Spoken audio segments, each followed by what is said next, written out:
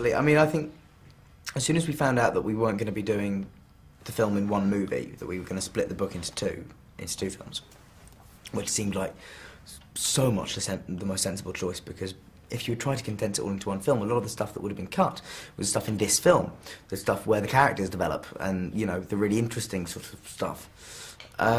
So yeah, I mean, I was very, very excited to sort of start work on particularly on part one, because there's so much stuff that is, you know, unexplored territory in terms of how these characters relate to each other when they are not in, you know, the comfort zone of Hogwarts with all those teachers around them.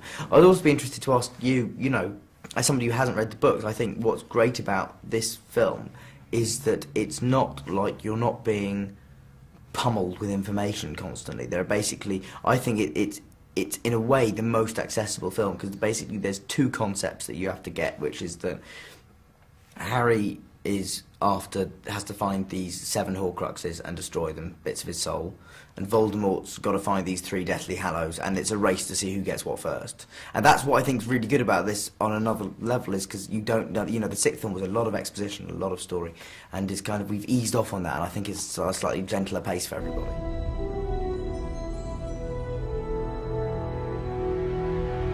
Represents 2 sides of my id, I think, you know, basically.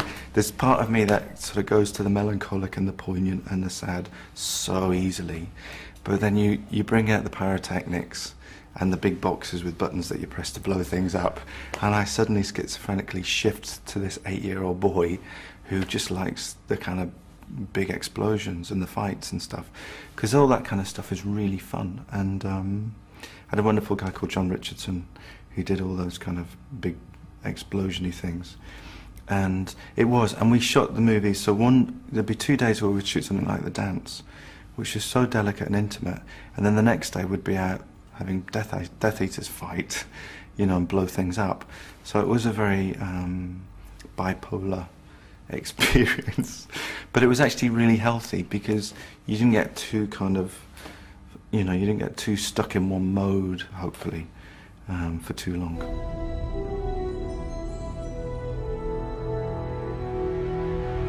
I really like the 7 Harrys sequence. I really enjoyed that. It was yeah, it's quite confusing when we were filming it, yeah, it was really cool. I learned a lot about myself as well on my walk, because Dan obviously had to kind of mimic all of us, because he played everyone, and Dan kind of realised that I do this weird like hip movement when I walk, and yeah, it's quite cool.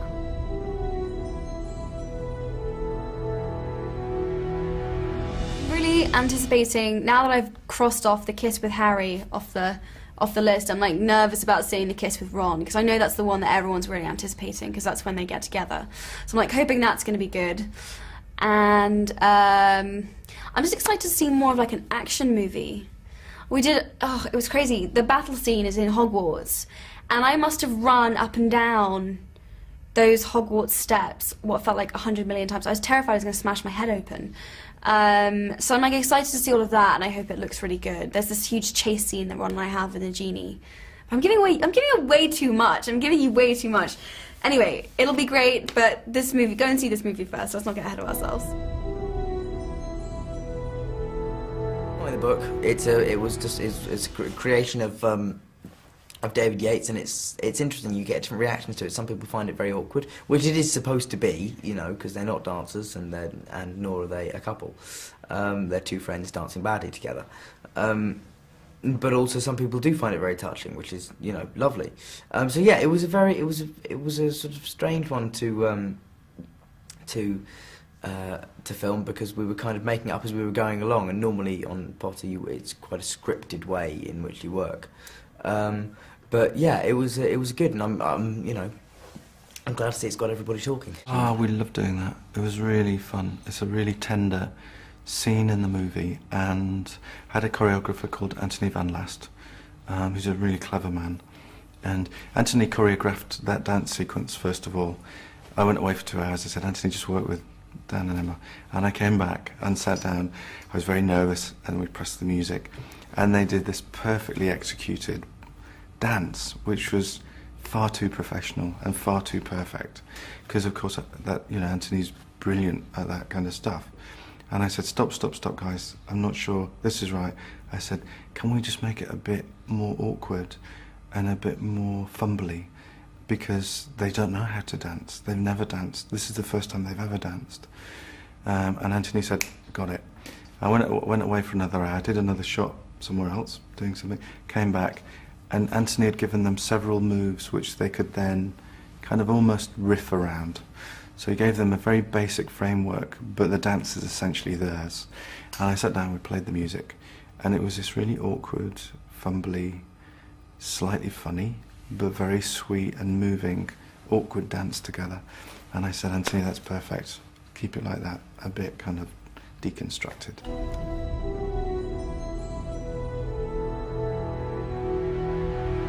Yeah, it really was. I think I didn't realise how constraining, you know, being in Hogwarts and kind of like going through all of the sort of school conventions every year had kind of like held us back. And it just made such a difference to have all this freedom to be on the road and be in all these new sets and locations, and it was great. Yeah, I think it's always nice to kind of get out of studios, and I think it really kind of helps the film as well. It gives it it just feels like such a kind of big world, really. And yeah, there's some kind of amazing kind of locations we were at, and it's nice to. It just felt very kind of. It didn't really feel like a Harry Potter film, which was kind of quite cool, actually. No, it's great. I mean, they've grown up around a lot of green screens, frankly, and that's what's really wonderful about them as well, because they're probably the most experienced actors in the world at working in green screen environments. But when you take them out into the real forest, or you put them on a beach first thing in the morning, and they get soaking wet because it's cold and it's windy, and they absolutely loved it. You know, it kind of infuses the work, and it makes it feel realer and stronger, and so I think it did us all a power of good getting out and about, and also have a huge crew of people who work with me. We make these films together, and rhythmically for the crew, it's good to get out. We sort of head. It's like a big travelling circus. We head for the Wales or Scotland or wherever, and it's sort of that rhythmic change keeps everyone on their toes. I have photographs from when we were all like 9 and 10, and I have just like old folders of schoolwork and like old letters, and I had just tons and tons of stuff. It was crazy because we all had exactly the same rooms. We never changed the whole time. So it was pretty emotional packing up, actually, as well, like packing my bags. It felt like I was leaving home. I think Warner Brothers anticipated that we would want, you know, some kind of mementos, so they actually gave up, before we had a chance to go around nicking anything, they gave us as mementos. I got my wand and Hermione's time turner, and I took a cloak as well. I think it'll always pop up in my life in some form. But yeah, I think as far as kind of filming goes, it definitely is kind of the end now.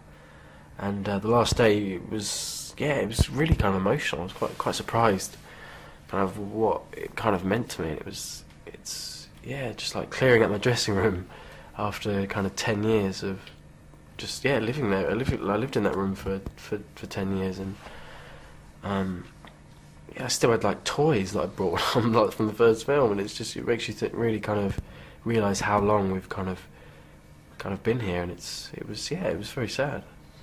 It was pretty hectic shooting 2 of them back to back. We didn't shoot everything in order. Sometimes we were shooting part 2, sometimes we were shooting part 1. So it was very like chaotic and pretty hard to like keep a sense of the plot, and because there's so much going on.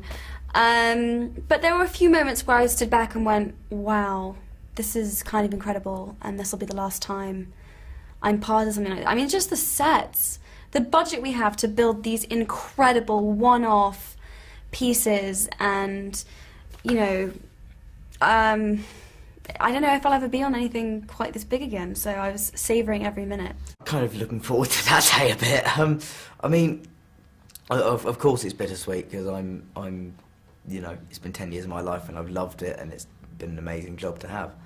But, you know, on another level, 10 years is a long time spent with one character, and I'm quite excited to be able to step away and do other things now.